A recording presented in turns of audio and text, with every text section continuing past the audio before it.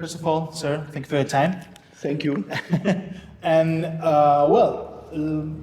let me just get straight to the point. It's an homage that you're going to receive today. Is it too soon to be receiving homages? Depends when I die. So it might be too late. I don't know. Well, I hope it's very very soon, and.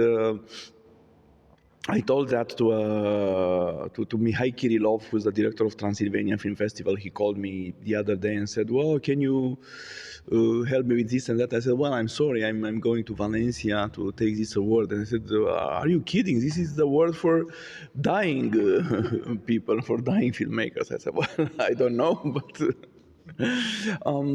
No, well, first of all, it's surely a festival I deeply appreciate and always appreciated and always admired. And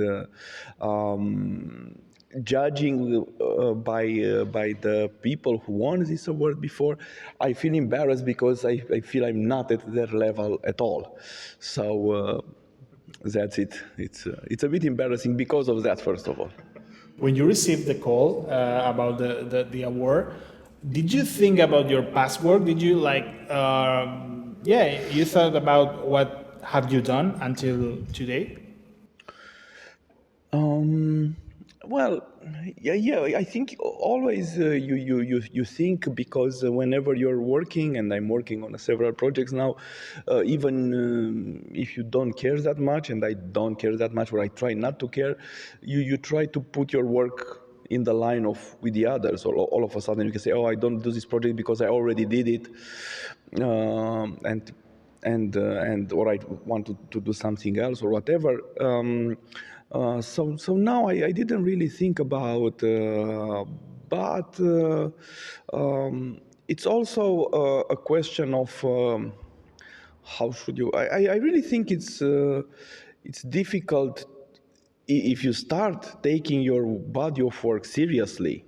I don't know how other people, for me it would be I would feel very ridiculous to consider myself to say, "Oh, I made this film and that film and that film. Oh, how." No. I've read a lot of interviews of yours, and I've seen all your films, of course. And it seems that you always come back to Eisenstein. It's always there. You mention it like a lot of times. Is it your master, at least? If not the master, your master? That's an interesting question. I didn't realize I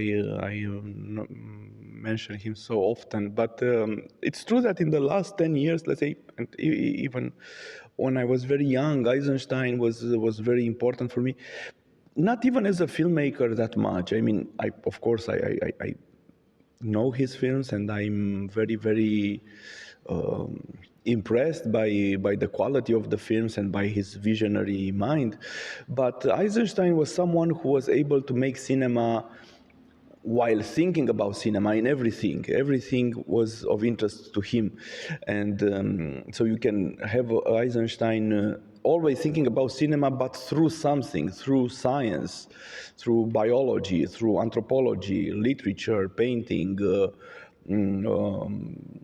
poetry, sculpture, architecture, everything. So this thinking of Eisenstein gave me permission, if you want, to be able to be curious about anything and everything without feeling that it's not connected with what I do. I'm always a bit surprised by filmmakers, especially young, but not only young, but especially young, who only know about cinema and they don't care about anything in a certain way. They have a great cinephilia, but it's like a mania. And I think that cinema has this quality of being able to be connected with other things and be like an umbrella which covers everything. So I'm interested in this perspective, and this true comes from Eisenstein. And well, if I can call him a master or not, I don't know. Yes, why not? Speaking about your career and your roots, especially, what would you say to the Radu Jude that was filming his very first film?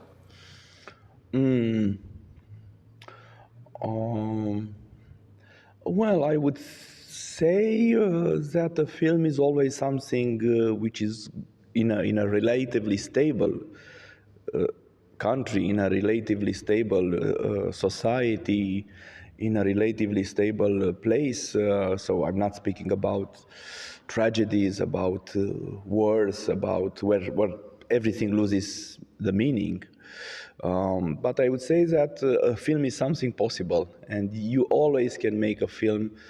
The technology is out there, and maybe you cannot make, but because that was the big stress, I think, for all my generation, and not only in Romania, everywhere is, oh, will I be able to find some money to make a new film? Always was like a neurosis, and actually is. Of course, it's true. It's not easy to find money to make a film, but it's always a possibility to make a film, even if it's a 1 minute film with a smartphone, or a film like you do now with your camera. It's always a possibility to do something. Yeah, I wanted to ask about that, about being active, because you, for example, were in Gijón in last year with some essays that were, in fact, and now you are with these. Later we will talk about your next film, which just received the Urimash help yesterday. So I wanted to, but let's talk about that, about staying active, to do a lot of things, to produce a lot. Yeah. How can you be able to how are you able to do that? Well, I don't know the code. Yeah, I think there's a few things here. First of all, is that years ago I decided to make a living out of cinema. So until then, until like 10 years ago, I was doing a lot of other things to make a living. I mean, always directing, but I was doing TV shows or commercials or TV work or music videos, whatever other kind of things.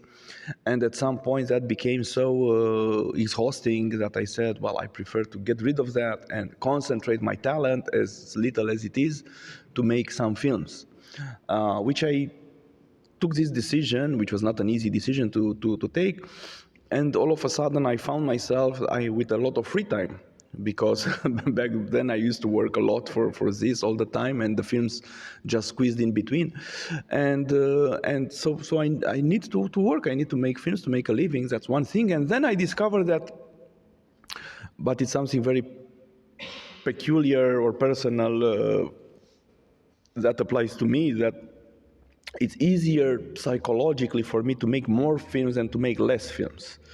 Because if I would have to make only, let's say, one film every 5 years or 10 years or 30 years, like Victor Erice, I would say, what am I doing? And I wouldn't know what to choose. But since I can make more, then it's very easy, because it's easier in a certain way. It's more work, but it's less psychological pressure, and then I discovered that I like that more than to make a perfect thing, or anyway I'm not able to, and to explore things, and it's part of the curiosity of formats of cinema, and it's also Eisenstein lesson that that the cinema can be in much more places and in everything, and you just have to find it there and to try to express it all in a certain way. And that's not always easy to express it, and sometimes you express it badly or sometimes a little bit better, but it's always the desire is there. Speaking about being in a lot of places, you've been all around festivals in Europe. You've won, of course, in Berlin. You were this year in competition also. I wanted to ask about the ecosystem of the festivals. Do you think that sometimes the festivals, the film festivals, can't get their asses, their heads out of their asses, that we are constructing like a bubble of festivals sometimes? Well, I think I wouldn't generalize anything about film festivals, because I have the feeling they are quite different and exist in different ways, and some are considered very important, some a little bit less important, some not important at all, judging from the career they can offer. So it's a lot of differences between the festivals, and they address to different audiences in a way.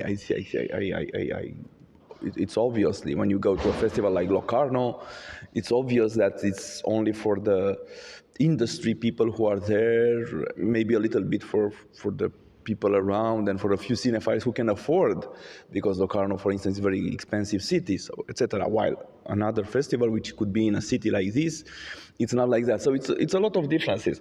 Then I think festivals like that appeared mostly to show the kind of works that usually don't get seen in cinemas or in other places. It's like a statement to say, okay, we have the big films, we have the market, the films that have a market value, but there are also other kinds of works that now exist and can be seen and should deserve to be seen. And here, of course, now you can find all kinds of films, like great films or interesting films and idiotic films in any festival. It's impossible to not have that. And of course, for filmmakers, it's very important because it became a mandatory way to go ahead. So it's a complicated economy, and if it's something that I think it's missing a little bit in the world of festival, now I said I'm not generalizing, but now I do it, is exactly an openness, in my opinion, to more forms and to amateur cinema in a way, or popular or folk, how you call it. Because nowadays, I think the most interesting things are around, or some of the most interesting things around, you can find on Instagram, you can find on TikTok videos, you can find on YouTube, just made by some people and put there. And these forms usually are kept outside of the industry. I spoke in an interview about how I really appreciate, I know that TikTok is a toxic platform, creates a lot of dependencies. There was a lot of Russian interference in our elections through TikTok and a lot of toxic things like that. But in the same time, when you look there, you see cinema made by normal people, and sometimes it's stunning. It's even if it's a 10 seconds documentary or some chicken that a peasant is filming in the countryside, or some kids are staging a prank to someone, or somebody, a couple is playing some dirty things in their house and they record that. It's sometimes much more imaginative, creative, free than you see in normal cinema. And when I said that, they said, "Oh, he's an idiot. He's supporting the toxic side of TikTok." Of course, I'm not supporting that, but I'm saying that cinema is for me in a sort of crisis because of all these things. Now with AI, there are people with AI that play with AI on TikTok or in other platforms. It's better than Industrial Light and Magic. Sorry, and you see that and you say, oh my God, we are fucked because I'm not at the same level. We are not at the same level. Okay, we can as professional filmmakers make films or works which are more complex, but at the level of creativity, imagination, daring, I think we are in a crisis. Speaking about that crisis, being aware of the world around us, I wanted to ask about the political aspect of your films and the political nowadays of your country, for example. Do you try to, how can you be aware of that and not make films about that? How can you relate to that and not center your whole career or center your whole filmography about that? How can you stay political without making all political films?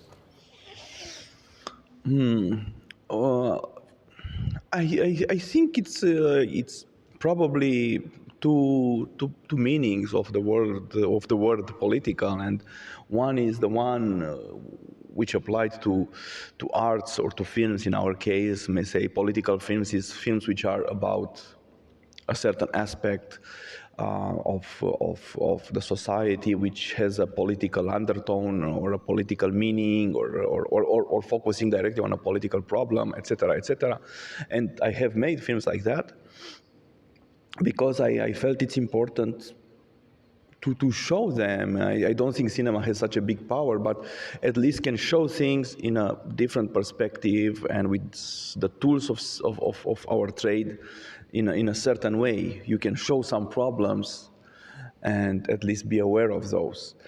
That's one thing. But the other meaning of the word for me, it's a little bit complicated because it's so big that everything goes under. Because I have the feeling that since all films are in a way or another political, or can be understood politically, or can be understood even politically connected with our work. For instance, when I made this film Kontinental 25 and I shot it on iPhone, I said a few times in some interviews or even in some of the text I wrote that I shot it with iPhone 15 with no lights, with no grips, very, very limited equipment, less than you have here.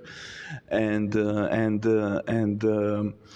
I said, it's a way to be political against the rules, unwritten rules of the industry of cinema, because the industry says you cannot shoot with an iPhone, you need this, you need millions of euros, and of course for some films you need that. But what I wanted to say with that film was also not only the content, but the way it's made, that one can make a film like that.